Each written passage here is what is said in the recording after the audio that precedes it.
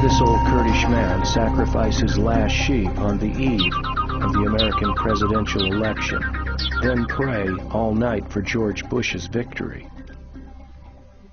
Why did this Kurdish teenager write a poem expressing his thanks to Tony Blair, George Bush, and the American people? Why is it that the flag of Kurdistan flies over northern Iraq instead of the national flag of Iraq? The answer to these three simple questions provides an insight into the ongoing conflict in this region and why American intervention was necessary.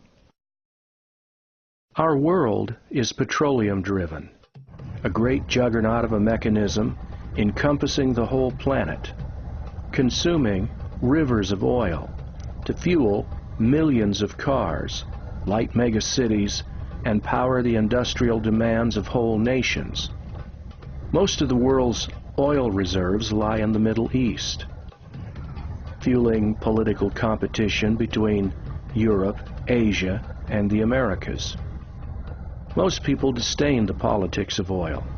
During the first days of the Iraq War, it was in vogue to make such statements as "no blood for oil," as if it were that simple.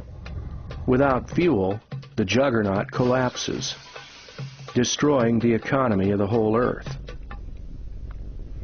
This reality breeds the nightmare of political wrangling and agenda we all face on a daily basis, as we're regaled with an unstaunched flow of media news worldwide. Political expedience aside, there are real human issues at stake here. Multitudes of innocent lives are caught in the crossfire of modern power brokering. The Kurds of Iraq are one of these cultures.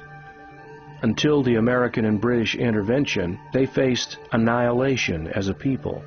The Iraqi regime under Saddam Hussein executed a systematic displacement of the Kurds from their traditional homelands, seizing their properties and Arabizing their lands. Many Kurds were forcibly relocated, while multitudes of others were exterminated.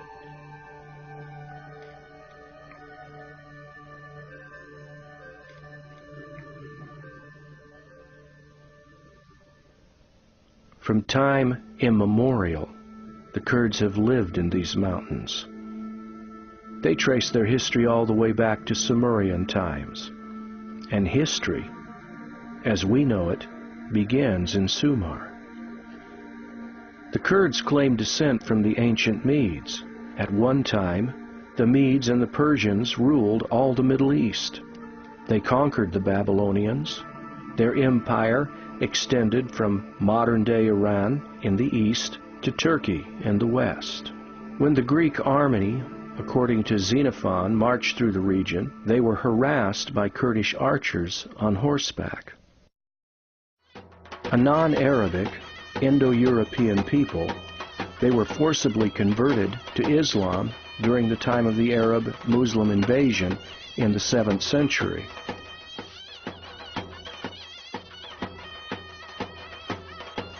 The Kurds maintained control over their territory, now called Kurdistan, or the land of the Kurds, under many political banners until World War I, when the Ottoman Turkish Empire allied itself with Imperial Germany. After the defeat of Germany and the Ottoman Empire, the Western Allied forces divided up the Middle East into its current configuration, without regard for the Kurds or their rights. Originally, the Treaty of Sèvres, signed in 1920, promised them their own territory. It provided for an independent Kurdistan. The treaty was never ratified, and another treaty, that of Lausanne, was signed in 1923 favoring the Arab, Turkish, and Persian states. The Kurds were ignored by the great powers. Their land was divided into the surrounding states. These people, who had roamed their lands freely for millennia, now found their culture divided by new national boundaries. Because of the unrest that this injustice caused, There were many uprisings among the Kurds in Iraq, Turkey, and Iran. They came to be viewed by these states as a potential threat to their political security, a divisive element that had to be repressed. This has been the history of the Kurdish people since World War I, birthing within them a new sense of nationalism and a desire for a nation of their own.